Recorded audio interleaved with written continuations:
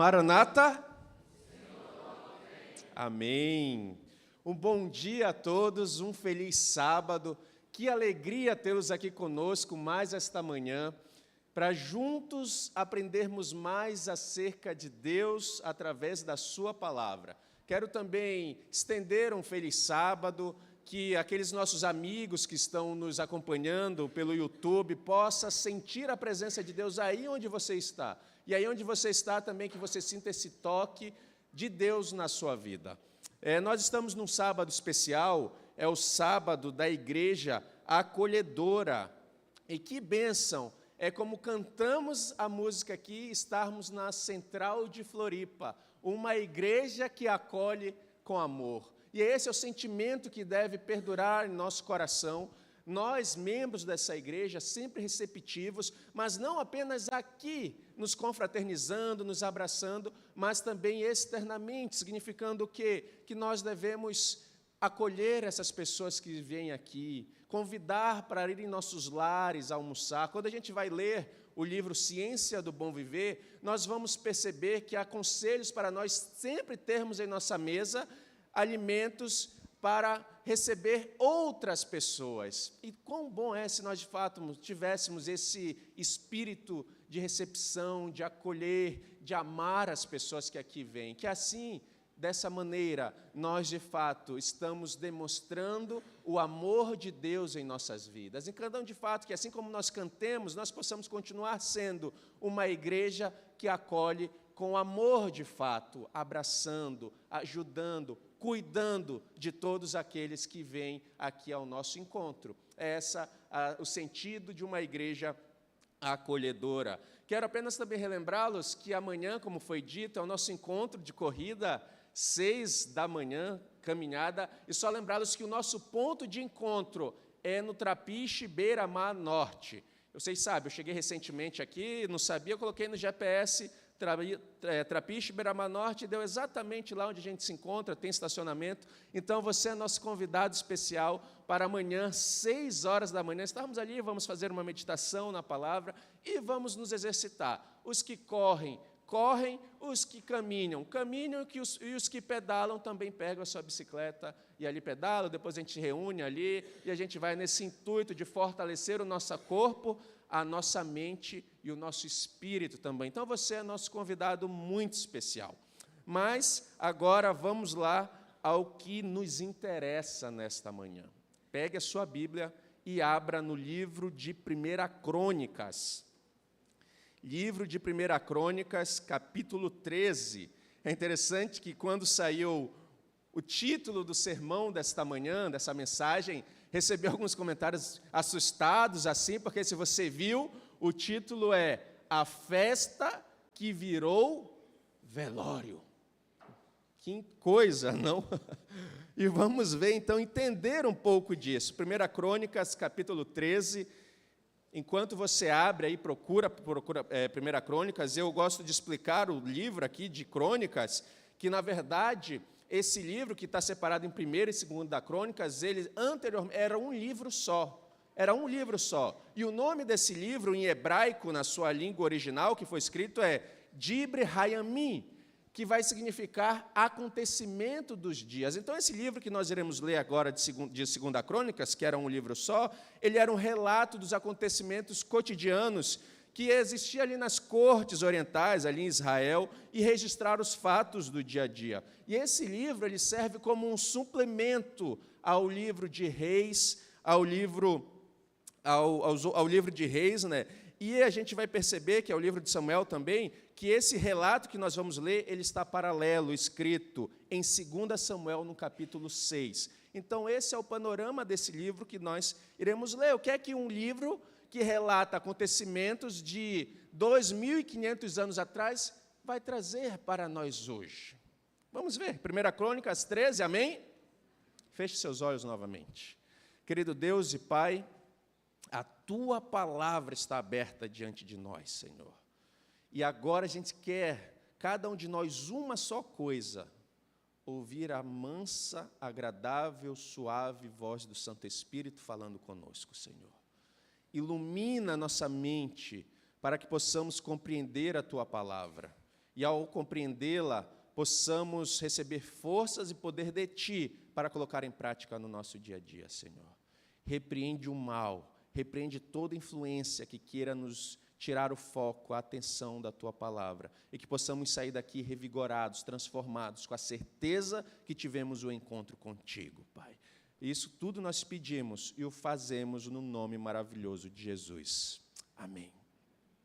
Diz assim, na minha versão, 1 Crônicas, capítulo 13, versículo 1. Consultou Davi os capitães de 1000, os de 100 e todos os principais, e disse a toda a congregação de Israel: se bem vos parece, e se vem isso do Senhor nosso Deus, enviemos depressa mensageiros a todos os nossos irmãos em todas as terras de Israel, e aos sacerdotes e aos levitas com eles nas cidades e nos seus arredores, para que se reúnam conosco.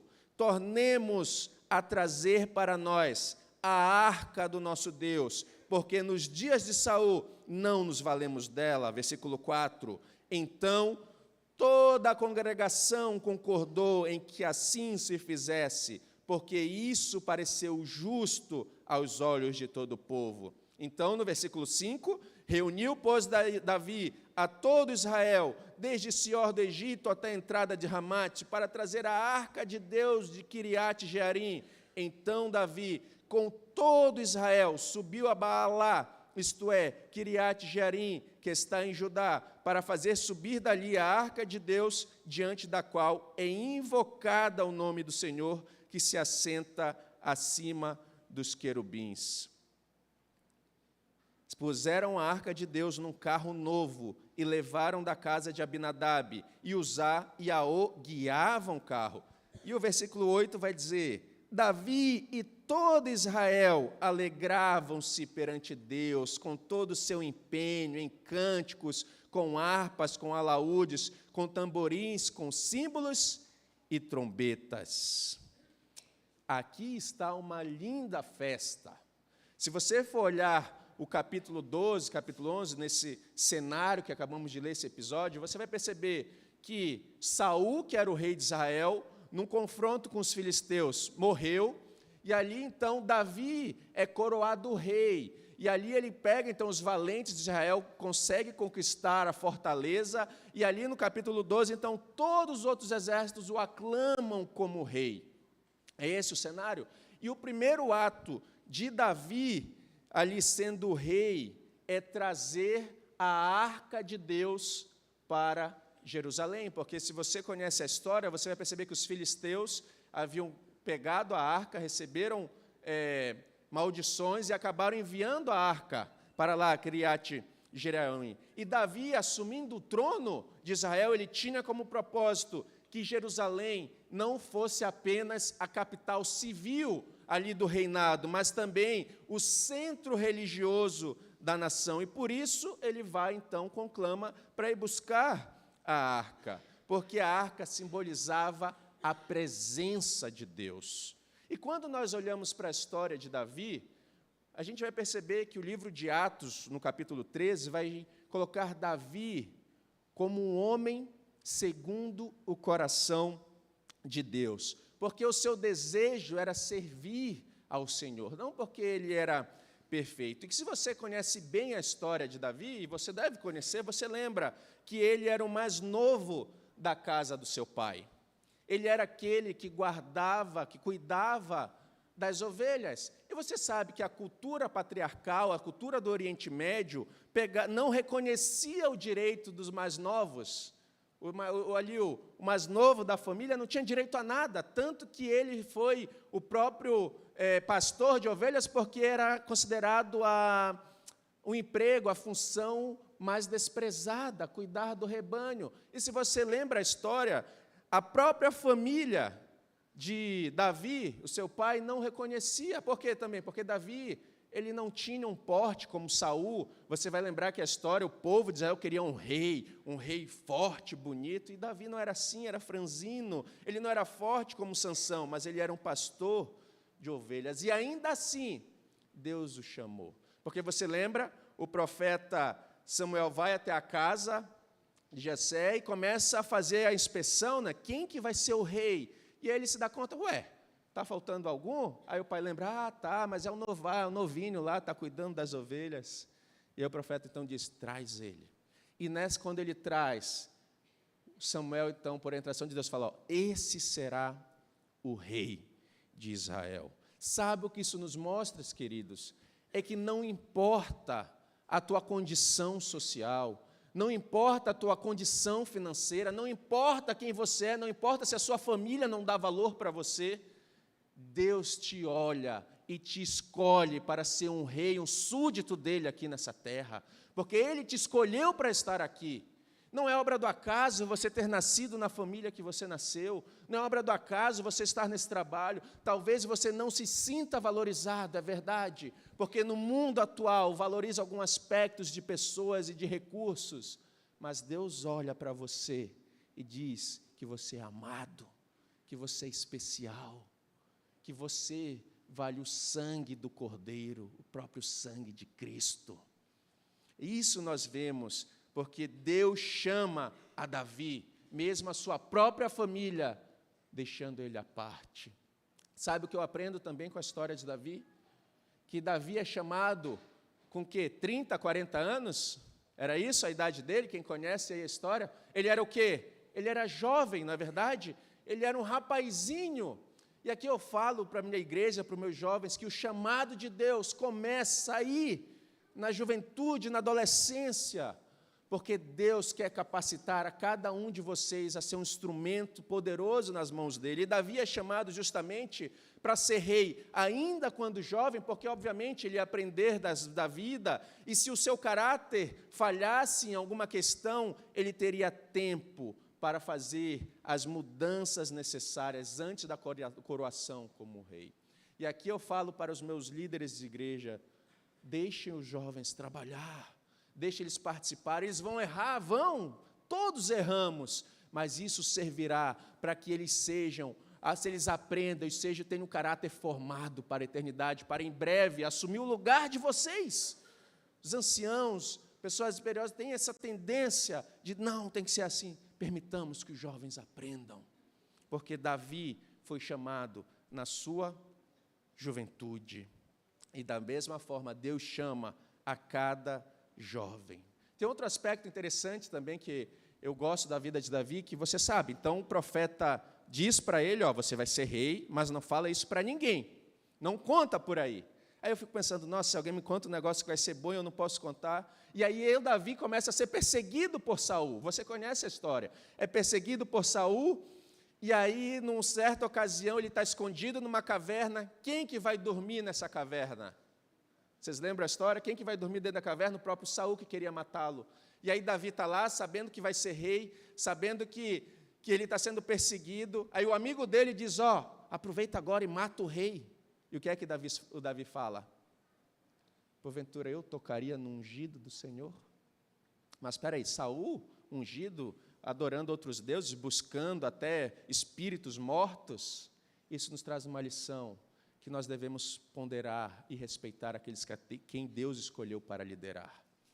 Davi aprendeu isso, teria todas as razões para matar aquele homem que o perseguia, mas ele esperou em Deus a sua coração e depender de Deus. Ele falou, não tocarei no ungido do Senhor.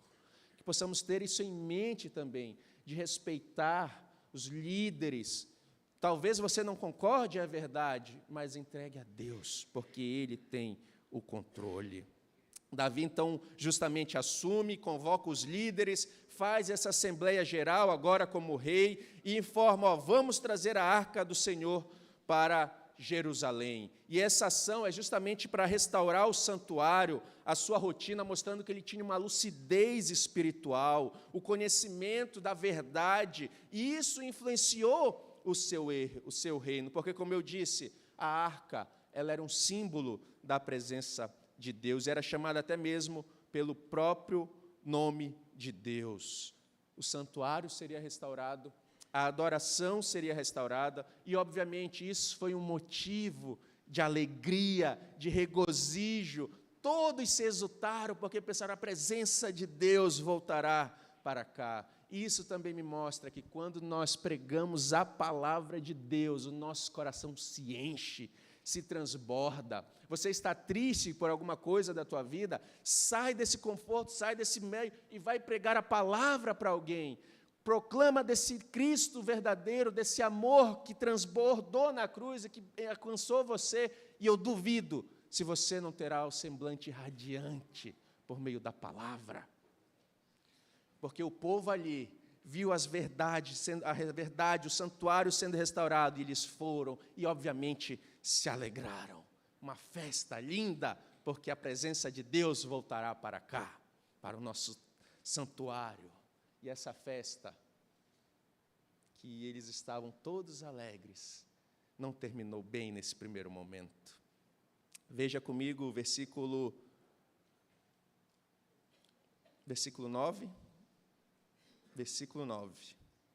Quando chegaram à eira de Quidom, estendeu Uzá a mão à arca para segurar, porque os bois tropeçaram. Então a ira do Senhor se acendeu contra Uzá e o feriu por ter estendido a mão à arca. E o que aconteceu com ele? Morreu ali perante Deus. Versículo 11. Desgostou-se Davi, porque o Senhor irrompera contra Uzá, pelo que chamou aquele lugar Pérez Uzá, até ao dia de hoje. Temeu Davi a Deus naquele dia e disse: como trarei a mim a arca de Deus? Pelo que Davi não trouxe a arca para si, para a cidade de Davi, mas a fez levar à casa de Obed-edom, o geteu. Que estranho, não? Se você entendeu, primeiro você vê que uma festa, restauração da verdade, do santuário, a presença de Deus, e de repente essa festa, há uma morte ali no meio. Estranho, mas quando a gente vai olhar para a palavra de Deus e entender, estudar a razão disso ter acontecido, a gente é levado a Números, ali Números capítulo 4, porque você sabe que Deus deu ordens para que a arca fosse construída, não lembra? E ali ela tinha especificações que Moisés orienta para que a arca pudesse ser transportada também. E se você vai em Números, no capítulo 4, versículo 4 ao 15, em Números, no capítulo 7, você vai perceber que há uma ordem clara para quem poderia levar a arca. E a arca não poderia ser levada de qualquer jeito ou por qualquer um. A arca ela deveria ser transportada pelos filhos de Coate, os levitas. E como nós lemos, o que é que Davi faz? O que é que o povo faz? Coloca a arca em cima do quê? De um carro novo, alguém falou ali, colocou em cima de um carro novo. Isso nos mostra que eles desobedeceram de maneira direta e afrontosa a orientação de Deus. E desobedecer a Deus, queridos, sempre traz consequências, sempre. Porque a obediência à lei, vimos isso na lição dessa semana, está relacionada ao amor a Ele sobre todas as coisas. E se nós o desobedecemos, nós estamos mostrando tão somente que não os amamos. E aqui o povo desobedece. Porque se você for olhar Êxodo capítulo 25, a construção da arca também, você vai ver que ela tinha argolas, que justamente essas argolas era para ser colocadas as varas, para que ninguém tocasse na arca, para os filhos de Coate, os levitas carregarem, e só quem poderia tocar na arca seriam os sacerdotes. Mas eles não quiseram obedecer dessa maneira, levaram em cima de um carro. E sabe o que eu lembro também, nesse ponto? É que houve um povo que fez isso. Quem foi que mandou a arca por cima de carros e sendo puxado por bois ou vacas? Quem foi? Os filisteus. Os filisteus tinham, você sabe, pegado a arca e começaram a receber, foram amaldiçoados, e aí eles devolvem a arca e mandam num carro. E eu fico pensando, olha só, o povo de Israel tinha a orientação de Deus, que ele havia dado a Moisés, e eles simplesmente não quiseram seguir a orientação de Deus, e falaram assim, vamos fazer igual os filisteus, vamos levar, porque um boi é uma arca, um carro é bonito, a gente não precisa fazer força, vamos levar. E às vezes eu fico pensando, sabe, quantas vezes nós queremos inventar, ou invejar tantas outras coisas que acontecem em outras igrejas. Ah, porque naquela igreja ali é bacana, legal, vamos fazer aqui também. Será que nós não temos orientações acerca de como proceder diante de Deus, como realizar nossos cultos? A gente que tem que estar inventando, porque lá está cheio de gente, vamos fazer dessa maneira. Será que vale a pena mesmo desobedecer, fazer coisas divorciadas da vontade de Deus para agradar ou trazer mais pessoas? Aqui eles quiseram invejar os filisteus. Põe num carro novo, dizem, é um carro novo, uma arca, os bois levam. Mas, como eu disse, desobedecer a Deus sempre traz consequências. Detalhes, não? Detalhes. Uma arca com a argola para levar com vara. Será que detalhes importam?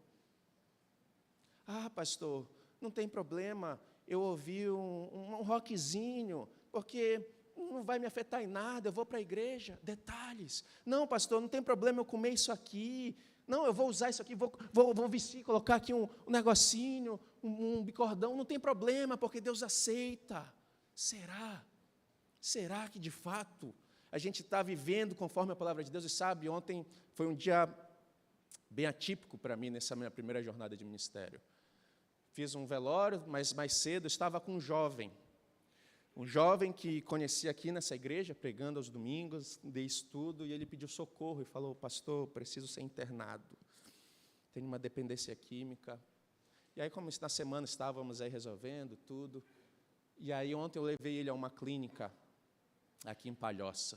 E no caminho, no carro, era interessante porque ele me disse, pastor, eu não queria ser viciado, nunca imaginei. E é interessante que esse jovem ele foi líder do Ministério Jovem na cidade que ele morava. Ele era o diretor, ele era um líder. E como ele falou para mim, eu não queria ser dependente. E eu falei para ele, é verdade, eu sei que você não queria. Só que o diabo é astuto. Você lá sendo líder na igreja, se ele te oferecesse cocaína, maconha, você ia rejeitar porque você estava lá na igreja. E ele não ia apresentar. Igual você, jovem, você está aqui, você se reúne, se vier alguém que te oferecer uma maconha aqui, você não vai aceitar. Mas o que o diabo vai fazer? Não, ouve esse rockzinho aí, é um detalhe. Não, vai lá no barzinho com teus amigos, você não vai beber, mas você vai estar lá, você vai testemunhar. Vai lá no barzinho. E aí o diabo vai colocando os detalhes. Aí quando você vê, você para de vir à igreja, você para de se congregar, para de estudar a Bíblia, e aí vai, caminhando mais longe. Esse jovem dizia isso para mim, eu não queria.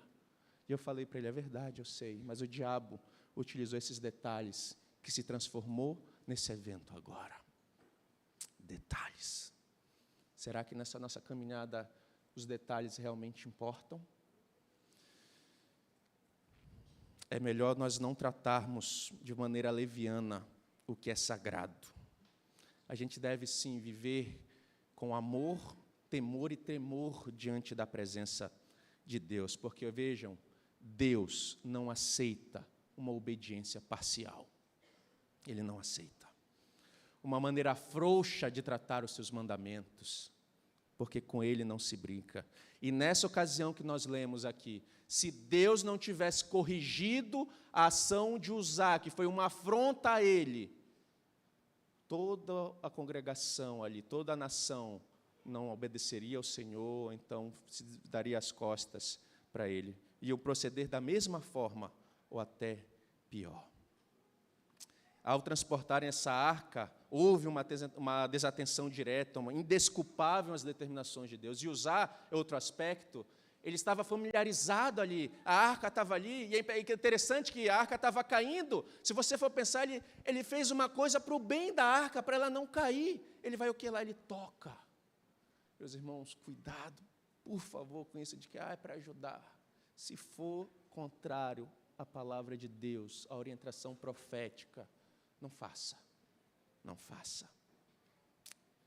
Uma coisa é certa, isso aconteceu porque Deus agiu, repreendeu. Uzá achava que poderia, não teria problema, e geralmente o achismo, ele sempre traz conselho. Eu acho, pastor, eu acho que isso não tem nada a ver, eu acho, meus irmãos, deixa o achismo de lado. Busquemos o assim diz o Senhor. É Ele o nosso guia. Mas uma coisa é certa, diante desse cenário, a presença de Deus não é para nos deixar com medo. Talvez eu vi os olhos assim. Não é para isso que nós estamos aqui. Porque a presença de Deus não é para termos medo. Aqui Deus repreendeu, fez, e às vezes a nossa vida acontece, mas não é esse o propósito de estarmos aqui. Se você for olhar o restante do capítulo, você vai ver que a presença da arca é uma bênção. Olha comigo o versículo 14, o último versículo do capítulo 13, vai dizer, assim ficou a arca de Deus com a família de Obed-edom. Quanto tempo? 3 meses sua casa. E o Senhor fez o quê? Abençoou a casa de Obed-edom e tudo o que ele... Peraí, como que Obed-edom foi abençoado? A arca lá os atacou e ele morreu? Porque, meus queridos, aqui a gente não vê nenhum relato de Obed-edom transgredindo os mandamentos de Deus, a ordenança do Senhor. Pelo contrário, ele presenciou aquilo e entendeu que obediência a Deus resulta em bênçãos. E ele recebe a arca de Deus com amor, com temor. Obed-edom, não irei tocar, vai ficar aqui. E a palavra vai dizer que ele foi abençoado em tudo. É isso que a presença de Deus faz em nossa vida, se nós somos humildes e buscamos de fato depender de Deus. Ela traz vida, traz bênçãos, para nós abençoarmos outras pessoas. É isso a presença de Deus. É uma coisa maravilhosa, é por isso que nos reunimos aqui para usufruir, estarmos na presença de Deus, porque o que Ele mais quer nessa vida é abençoar você, é salvar você. Ele não quer o teu mal, não quer o teu sofrimento, nunca quis. Tanto que antes de nós pecarmos, Ele já tinha um plano maravilhoso de amor, para que nós pudéssemos viver eternamente com Ele. Mas como vimos, quando Deus desobedecemos, as consequências vêm. As consequências vêm. Mas nós percebemos também na palavra que a garantia de toda sorte de bênçãos é ter Deus presente em nossa vida, na nossa casa, no nosso emprego, na nossa escola, nos nossos relacionamentos, em tudo, termos Deus, e as coisas serão abençoadas. Esse é o maior presente de Deus para nós, termos Ele em nossa vida, para sermos abençoados. Meu querido, eu vou fazer uma pergunta óbvia. Você quer ser feliz? Acho que todo mundo vai levantar a mão. Claro, pastor, que eu quero ser feliz. Busque a presença de Deus, e você será plenamente feliz, abençoado. Obed-edom, ele sabia justamente quão terrivelmente fora punido essa irreverência quando a arca foi desonrada. E ele viu tudo isso, mas apesar de tudo isso, ele acolheu com satisfação a arca do Senhor, pois ele buscava santidade ao Senhor. É esse o nosso sentimento. Ainda hoje, nós devemos buscar santidade. E eu olho para vocês aqui e digo, queridos, a igreja não mudou. A nossa mensagem não mudou, a nossa mensagem ainda é a mesma. Nós continuamos buscando santidade a Deus, uma transformação do nosso caráter, para que com um caráter transformado possamos viver eternamente com Cristo. E talvez as coisas vão de maneira equivocada, ou vemos coisas erradas, porque nós não estamos estudando a palavra e advertendo, aconselhando como deve ser. Mas Deus nos chama a vivermos em santidade. E é interessante que esse episódio, que fica assim para abençoar, que termina assim, nesse primeiro momento com a morte, mas vai para a casa de Obed-edom, se você olhar, vai ficar para dever de casa, o capítulo 15. Capítulo 15, no capítulo 14 vai ter duas guerras ainda, mas no capítulo 15, você lê em casa, Davi, que foi quem ficou triste, como nós lemos, reconheceu que ele havia errado. E aí no capítulo 15, ele vai fazer as coisas da maneira que Deus havia orientado. Ele chama todos os sacerdotes, os levitas, para levar a arca, e aí você vai ver que tem a festa, a júbilo, porque ele leva a arca. E é porque ele estava obedecendo ao Senhor. E aqui fica um parênteses também para as pessoas da música, porque a gente sempre conversa sobre música. No capítulo 15 é justamente quando Davi institui os musicistas, o ministério da música, digamos assim, para Israel. Leia em casa qual é a diferença do capítulo 15, ali o povo tocando, celebrando para o capítulo 13 que nós lemos. Porque Deus orienta o seu povo. E nós nos regozijamos justamente quando a presença dEle se manifesta em nossa vida. E na obediência a Deus, todos os nossos sonhos se realizarão, desde que seja para a honra e glória dEle. E aí no capítulo 15 houve grande júbilo, festas, sacrifícios, e a Arca da Aliança chega então em Jerusalém. Chega em Jerusalém. Débora Parodi Assunção. Débora, uma jovem de uma igreja adventista, sempre frequentando, estando envolvida. Ela estava passando por um momento difícil na sua vida. Ela havia terminado um namoro, estava triste com o fim do relacionamento. Aí ela tinha amigas que não eram da igreja, e com o propósito de fazer a Débora ficar feliz, convidaram então Débora para ir a uma festa em uma boate. Não, vamos lá, você vai ficar melhor, você vai esquecer o término nesse namoro. E Débora pensava assim, não, mas boate não é lugar para cristão estar, não é apropriado, mas ficaram insistindo e ela acabou indo. Depois de tanta insistência, ela aceitou o convite. Quando foi por volta das 3 horas da manhã, enquanto ela estava lá se divertindo, ela começou a ver fumaça. E começou a ver aquele desespero dentro da boate. Viu as coisas, todo mundo correndo, e ela começou a correr também para ir para a saída. Mas aí ela não conseguiu ver a saída, porque tinha muita gente, começou a ser pressionada, muita fumaça, ficou presa ali a multidão. E como o povo estava barrado ali na saída, impedindo a passagem, espremiram, ela sentiu sufocar e acabou desmaiando. Ela chegou a clamar, Jesus, tira-me daqui, eu não quero morrer. E aí a sua mãe, nessa madrugada, recebe uma ligação. Falou, sua filha Débora estava na Boate Kiss, ela faleceu. E aí a mãe, desesperada, sai, vai até lá a boate e vê, os nomes começam a sair. Mas aí teve um anjo, um guarda, um segurança, conseguiu nesse tumulto tirar o corpo de Débora para fora. Uma bombeira que tinha sido desbravadora e fez a reanimação, e Débora sobreviveu. E ali ela conta, você pode pesquisar depois no YouTube, o relato de que Deus deu uma segunda chance a ela. Mas teve outro que não teve uma segunda chance. Um outro jovem, que eu não citarei o nome, obviamente por questão de ética, estudando em escola adventista, nunca tinha ido para esses lugares, foi nessa noite para a boate Kiss, que você conhece a história, foi repercutido.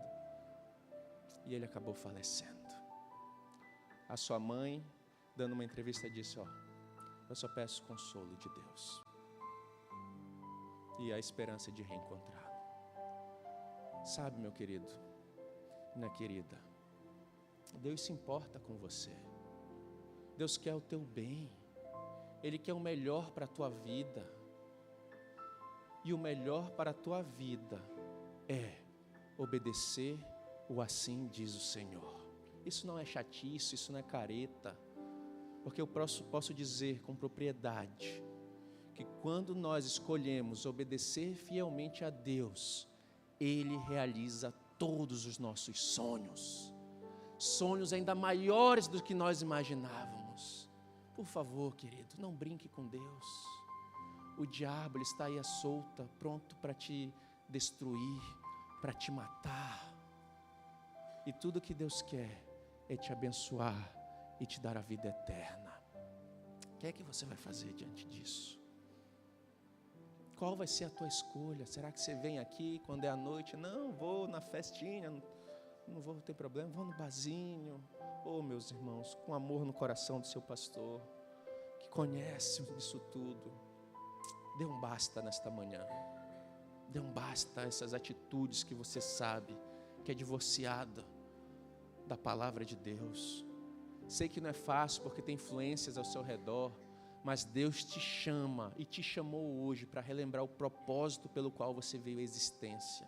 Assim como Davi, para você ser um súdito do reino de Deus, para você testemunhar de quem Ele é, para você viver as coisas extraordinárias que Ele tem para a tua vida, apenas confie nele, somente isso, e o obedeça, ainda que você não entenda, porque você verá muitos livramentos. Tem um goleiro, acho que é Sérgio, ele foi goleiro aqui em Santa Catarina, sempre Londrina, em Londrina ele teve acesso, foi campeão lá,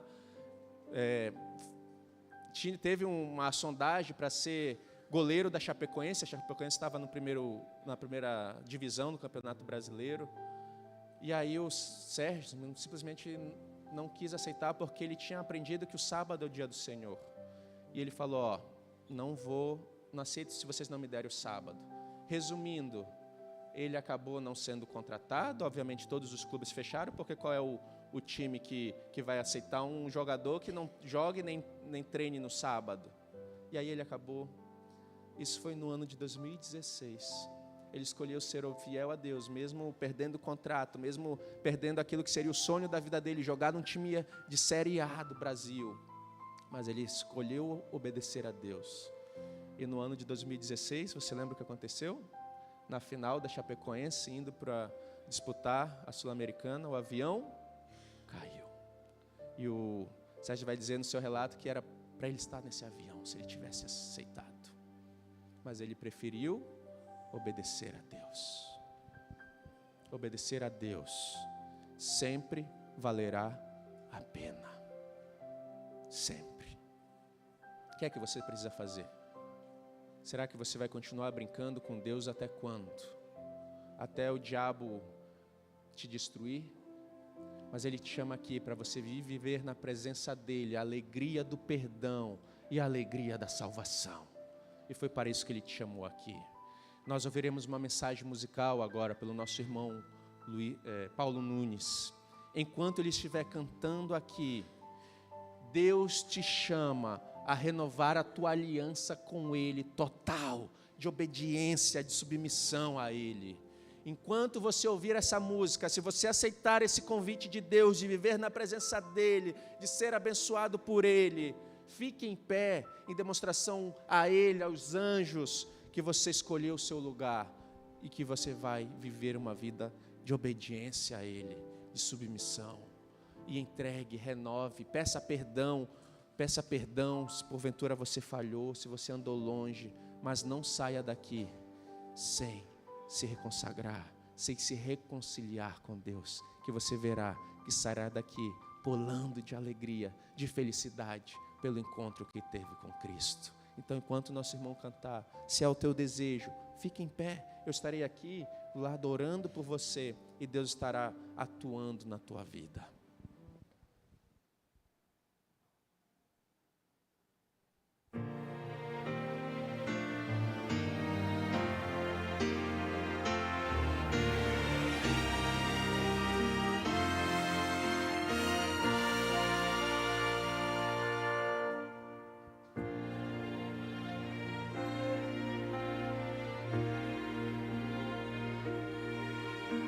Dormindo no meu leito, em sonho encantador, então eu vi Jerusalém e o templo do Senhor. Ouvi cantar crianças e em meio ao seu cantar rompeu a voz dos anjos do céu a proclamar. Rompeu a voz dos anjos do céu a proclamar. Jerusalém, Jerusalém, cantai, ó Santa Grey, hosannas nas alturas,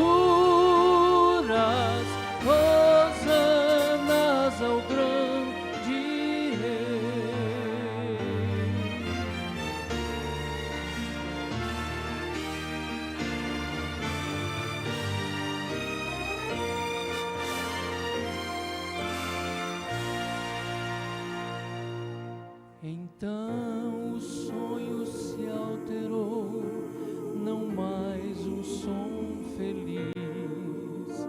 Cessaram as hosanas dos coros infantis. O ar em torno se esfriou e ao sol faltava luz. Num alto e tosco monte vi o vulto de uma cruz. No alto e tosco monte vi o vulto de uma cruz.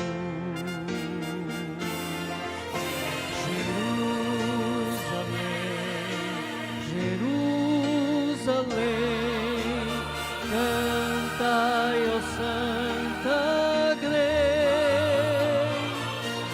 hosanas nas alturas, hosanas ao grande Rei.